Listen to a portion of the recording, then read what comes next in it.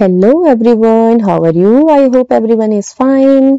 Welcome to शिक्षा classes. आज की क्लास में हम पढ़ेंगे राख की रस्सी जो हमने कहानी पढ़ी है उसका अभ्यास कार्य, उसकी जो बैक एक्सरसाइजेस हैं, जो अभ्यास कार्य दिया हुआ है उसको हम रीड करेंगे, साथ साथ लर्न करेंगे। तो चलो स्टार्ट करते हैं। और हाँ, उससे पहले चैनल को सब्सक्राइब जरूर कर लो पढ़ाई के अच्छे वीडियोस को देखने के लिए, सीखने के लिए, क्योंकि सीखने जानने से खुशियां बढ़ती चली जाती हैं। राख की रस्सी। प्रश्न पहला है, तिब्बत के मंत्री अपने बेटे के भोलेपन से चिंतित रहते थे। तुम्हारे विचार से वह किन किन बातों के बारे में सोचकर परेशान होते थे? तो किस बात से परेशान होते थे वो? उन्हें लगता था कि उनके बेटे में होशियारी नहीं है। तो उत्तर है, हमारे विचार से वे सोचते होंगे कि उनका बेटा आगे चलकर अपना खर्चा कैसे चलाएगा और अपना जीवन यापन किस तरह करेगा। जीवन यापन समझते हैं? जीवन यापन का मतलब होता है अपने जीवन के लिए जो धन कमाना और उससे फिर अपने खर्चे करना, उसको कहते हैं जीवन यापन करना, जीवन बिताना। तो वो कैसे करेगा? अगला प्रश्न है, तुम तिब्बत के मंत्री की जगह होती तो क्या उपाय करती? बताओ क्या करते? उन्होंने तो उसको कहा था ना भेड़ दे करके कि जाओ शहर में जाओ, तो यहाँ क्या करते हम तो उसे समझाते। तो उत्तर है, मैं तिब्बत के मंत्री की जगह होती तो अपने बेटे को प्यार से समझाती। तो बिल्कुल सही, प्यार से समझाती। लेकिन ऐसा भी तो हो सकता है ना कि जो तिब्बत के मंत्री थे उन्होंने भी उसको प्यार से समझाया और जब वो नहीं समझा तब उन्होंने ट्रिक लगाई। मंत्री ने अपने बेटे को शहर की तरफ रवाना किया। मंत्री ने अपने बेटे को शहर क्यों भेजा? तो क्यों भेजा था? समझाने के लिए, समझदारी सिखाने के लिए। मंत्री ने अपने बेटे को शहर में दुनियादारी को समझाने के लिए भेजा था। उसने अपने बेटे को भेड़ों के साथ शहर में ही क्यों भेजा? भेड़ दे करके शहर में ही क्यों भेजा? वहीं पर क्यों नहीं कह दिया? क्योंकि वहां तो सब उसको जानते थे ना। उन्होंने उसको एक अनजान जगह पे भेजा क्योंकि वो उसको समझदार बनाना चाहते थे। उसने अपने बेटे को भेड़ों के साथ शहर में इसलिए भेजा क्योंकि वह उसे चतुर और समझदार बनाना चाहता था। तुम्हारे घर के बड़े लोग पहले कहाँ रहते थे? घर में पता करो। कुछ तो आज पड़ोस में किसी ऐसे व्यक्ति के बारे में पता करो जो किसी दूसरी जगह जाकर बस गया हो। तो उनसे बातचीत करो। रोज जानने की कोशिश करो कि क्या अपने निर्णय से खुश है। क्यों? एक पुरुष, एक महिला और एक बच्चे से बात करो। यह भी पूछो कि उन्होंने वह जगह क्यों छोड़ दी। तो बेसिकली इस एक्टिविटी में क्या बताया है कि जब कोई एक जगह से दूसरी जगह पर जाता है तो क्या चेंजेस आते हैं, क्या परिवर्तन होते हैं। इसलिए अगर कोई जा चुका है आपके पास से, उसके बारे में पता करने के लिए कहा है। और ये भी पूछो कि जगह क्यों छोड़ दी थी। और ऐसे नहीं कि किसी एक से, पुरुष से, महिला से, बच्चे से, अलग अलग लोगों से बात करो क्योंकि अलग अलग लोगों के एक्सपीरियंस अलग अलग होंगे। तो एक एक्टिविटी यहाँ पर करके दिखाई है, उसे एक्सप्लेन करते हैं। आप अपने तरीके से करके भी इसको नोट डाउन करिए। हमारे घर के बड़े लोग पहले गांव में रहते थे। मेरे पड़ोस में गांव से आकर रहने वाला एक बच्चा अपने निर्णय से खुश है क्योंकि यहाँ सभी मूलभूत सुविधाएं उपलब्ध है। मूलभूत सुविधाएं क्या होती है? जैसे कि गांव में पानी लेने के लिए दूर जाते होंगे तो शहर में घर में ही नल लगा हुआ है। गांव में बिजली कभी कभी नहीं आती है या फिर कम आती है तो शहर में ऐसी दिक्कत भी नहीं है। इसी तरह की और भी समस्याएं होंगी जिनका यहाँ पर उन्हें अच्छा हल मिल गया होगा।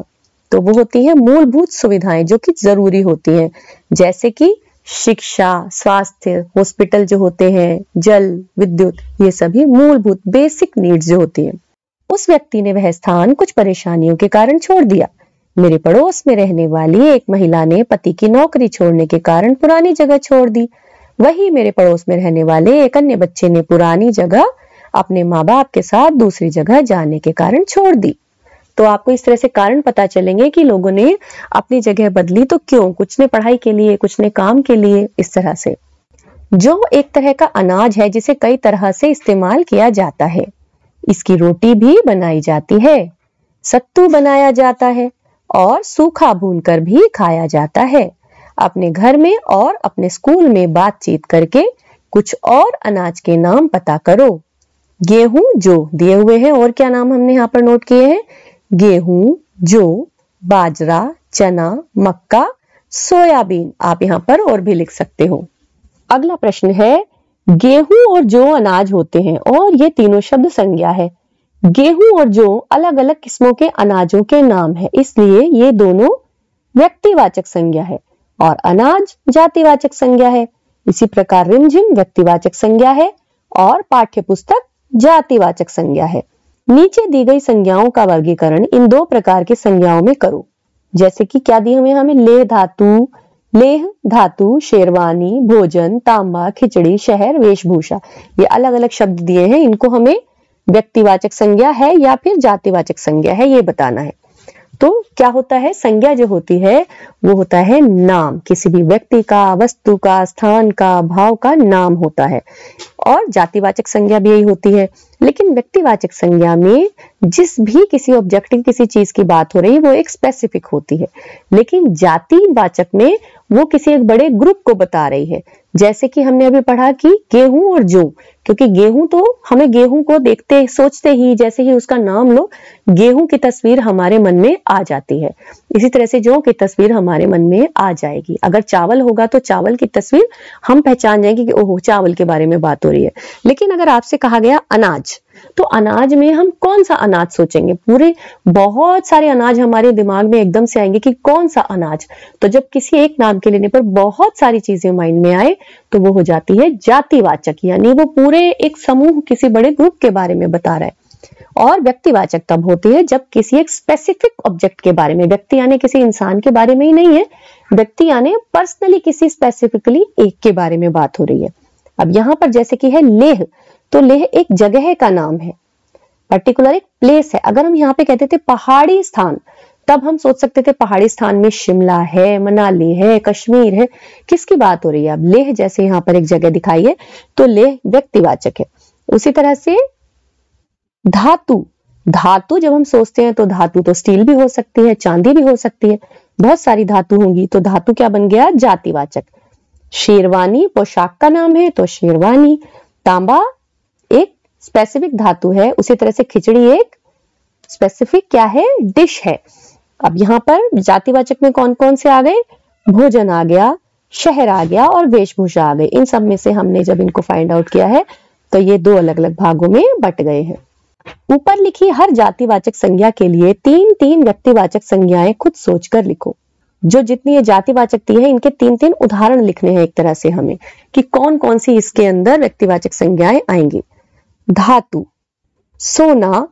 अब इसके बाद ये जो लिखा है इसको हम क्रॉस कर रहे हैं क्योंकि ये गलत है। सोना के बाद कौन सी धातु हो सकती है?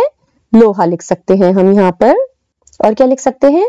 चांदी भी लिख सकते हैं। आगे हम तांबा लिख सकते हैं, एल्यूमिनियम लिख सकते हैं, लेकिन दाल और चावल तो नहीं लिख सकते। ये गलती से यहाँ पर दाल चावल लिख दिया गया है जिसको हमने क्रॉस कर दिया है। नेक्स्ट है भोजन, तो भोजन में रोटी, दाल, चावल। इसी तरह से आगे आप कुछ भी लिख सकते हैं जैसे कि खिचड़ी, डोसा, जो भी लिखना चाहें। शहर, तो शहर कौन सी होगी व्यक्तिवाचक संज्ञा? दिल्ली, मुंबई, कलकत्ता, आगरा। आगे हम एड ऑन भी कर सकते हैं, यहाँ 3 लिखने के लिए कहा है तो 3 ही लिखा गया है। वेशभूषा यानी कि पोशाक, धोती, साड़ी, कमीज। आप क्या लिख सकते हैं यहाँ पर? पैंट, कुर्ता, टोपी। आगे एड ऑन कर सकते हैं। मंत्री ने अपने बेटे से कहा, पिछली बार भेड़ों के बाल उतारकर बेचना मुझे जरा भी पसंद नहीं आया। क्या मंत्री को सचमुच यह बात पसंद नहीं आई थी? अपने उत्तर का कारण भी बताओ। तो बताओ, उसने कहा था मुझे पसंद नहीं आया, तो क्या सच में वो नाराज था? हमें तो लगता है कि वो सच में नाराज नहीं था, बल्कि वो उसको और भी ज्यादा होशियार बनाना चाहता था और वो उस लड़की के बारे में पता भी करना चाहता था। ऐसा नहीं था कि उन्हें बात पसंद नहीं आई, लेकिन मंत्री को पता चल गया था कि यह काम उनके बेटे का नहीं है। वैसे भी वह अपने बेटे को चालाक या होशियार बनाना चाहता था, इसलिए उसने ऐसा किया। वह बाद में उसने उस लड़की से अपने बेटे की शादी करवाई। तो इस तरह से वो उसको ढूंढना चाहते थे। पहली बार में मंत्री के बेटे ने भेड़ों के बाल बेच दिए और दूसरी बार में भेड़ों के सींग बेच डाले। जिन लोगों ने यह चीजें खरीदी होंगी उन्होंने भेड़ों के बालों, सींगों का क्या किया होगा? अपनी कल्पना से बताओ। आप बताइए, आपने कहीं देखा है बालों से और सींगों से कुछ बनते हुए? जैसे कि क्या बनता है? हमने कंबल देखे हैं, कपड़े बनते देखे हैं, सामान बनते हैं अलग अलग सजाने के। तो उत्तर में हमने लिखा है, जिन लोगों ने यह चीजें खरीदी होंगी उन्होंने भेड़ों के बालों से ऊन के वस्त्र और सींगों से सजावटी सामान बनाया होगा। आप यहाँ पर और भी लिख सकते हैं जो आपको लगता है कि बनाया होगा। नीचे कहानी के कुछ उपाय दिए गए हैं, इन बातों को तुम किस तरह से कह सकते हो। पहले लिखा है चैन से जिंदगी चल रही थी, तो इसका अर्थ क्या है? इसका मतलब है जिंदगी आराम से कट रही थी। कहते हैं ना चैन से जीने दो, चैन की जिंदगी जीने दो, चैन से जिंदगी चलाने दो, यानी कि आराम से सुकून से चलाने दो। होशियारी उसे छू कर भी नहीं गई थी, तो इसका अर्थ है वह होशियार नहीं था। छू कर भी नहीं गई थी का अर्थ है कि जरा सा भी असर नहीं था, उसमें होशियारी बिल्कुल भी नहीं थी। अगला है मैं इसका हल निकाल देती हूँ, तो क्या करना है? हल यानी सॉल्यूशन, कोई तरकीब बनाना। तो मैं इसके लिए उपाय बता देती हूँ। उनकी अपनी चालाकी धरी रह गई। अब धरी रह गई का क्या मतलब था कि वहां पे बैठ गई चालाकी? इसका मतलब ये था कि चालाकी वहीं की वहीं रह गई, उसका कुछ असर नहीं हो पाया, उससे कोई फायदा नहीं मिल पाया। तो उनकी अपनी चालाकी किसी काम नहीं आई। अगला है लोनपोगार का बेटा होशियार नहीं था। होशियार और चालाक में क्या फर्क होता है? किस आधार पर किसी को तुम चालाक या होशियार कह सकती हो? इसी प्रकार भोला और बुद्धू के बारे में भी सोचो और कक्षा में चर्चा करो। तो क्या आपने कभी सुने ये शब्द अपने लिए घर में किसी को बोलते हुए कि भाई भोला है, ये तो होशियार है, वो चालाक है? इस तरह लोग कभी कभी दूसरों के बारे में कहते हैं, तो पता चलता है कि वो उनके बारे में क्या बताना चाह रहे हैं। तो होशियारी से तात्पर्य है समझदार होना, जबकि चालाक का अर्थ है अत्यधिक चतुर होना। तो होशियारी जब किसी को कहते हैं होशियार है, तो इसका अर्थ होता है उसकी तारीफ कर रहे हैं कि भाई समझदार है। और जब किसी को चालाक कहते हैं, तो इसका अर्थ होता है कि ये चालाकी से किसी को नुकसान भी कर सकता है, यानी इतना चालाक है कि केवल अपने ही फायदे के बारे में सोचेगा, उसको कहते हैं चालाक। जो व्यक्ति दूसरों से काम निकलवाने के लिए तरह तरह की बातें करता है, उसे हम चालाक कहते हैं। वही जो व्यक्ति समझदारी की बातें करता है, उसे समझदार कहते हैं। इसी प्रकार भोला का अर्थ है सीधा साधा होना, जबकि बुद्धू का अर्थ बेवकूफ है। तो भोला और बुद्धू में भी होता है, जब कोई भोला होता है तो यानी वो अपने दिमाग को चालाकी में इस्तेमाल नहीं करता, गलत चीजों में इस्तेमाल नहीं करता, भोलेपन से अपने काम को करता है। लेकिन इसका अर्थ ये नहीं कि वो समझदार नहीं है। जबकि बुद्धू का अर्थ है कि वो अपना दिमाग लगाता ही नहीं, वो बिल्कुल बेवकूफ है। लड़की को तुम समझदार कहोगी या बुद्धिमान? क्यों? अब बताइए, वो समझदार थी या बुद्धिमान? लड़की को हम बुद्धिमान कहेंगे, क्योंकि अपनी बुद्धि के बल पर वह हर समस्या का समाधान आसानी से ढूंढ रही थी। तो ये हमने स्टडी की राग की रस्सी चैप्टर की बैक एक्सरसाइजेस।